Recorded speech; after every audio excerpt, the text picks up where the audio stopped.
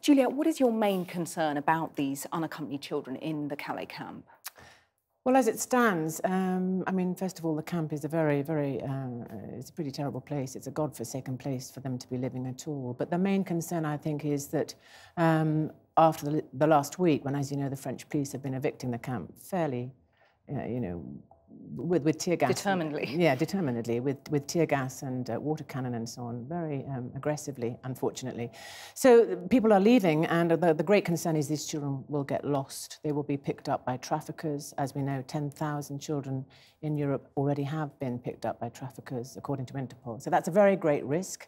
And the children at the moment are trying, many of them, to get across to the UK by very dangerous means, by underneath trains or on lorries, or by cutting their way into refrigerated trucks. And a child has already died in that process. So train tracks or traffickers is the current choice for these children. So what's the idea of the buddy system? How are you going to help your Under the buddy system, each child who is eligible for asylum in the UK will be allocated to one person over here, or a couple. And we will write on their behalf to David Cameron and to the French president, urging their cases. We'll hopefully go to Calais and make a relationship with the child so they feel more supported. They know somebody's watching over them. And you've already signed a letter to David Cameron suggesting there has to be urgent action to help these children. Yes. Have you got any reply yet? I'm not sure he's made a direct reply, but we're hoping there's a change in policy in the tone of Downing Street's response. You think you detect that already? I think so. We're looking forward to it anyway. I think it will have made a difference. I mean, I think many people in this country are very concerned about the plight of these children.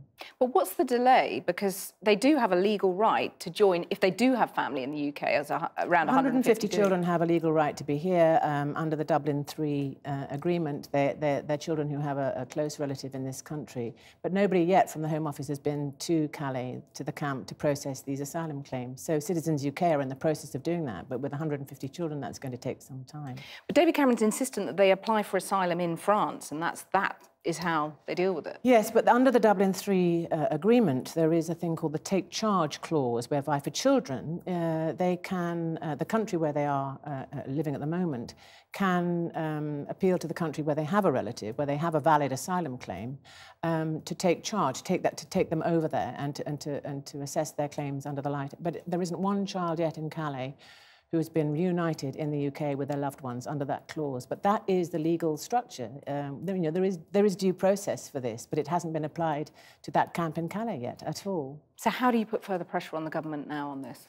Well, I'm hoping that the message is getting through, and the more the public are tuned into this, and they can write to David Cameron, they can write to their MPs, they can urge for the children to be noticed and for the government to ensure that due process is carried out.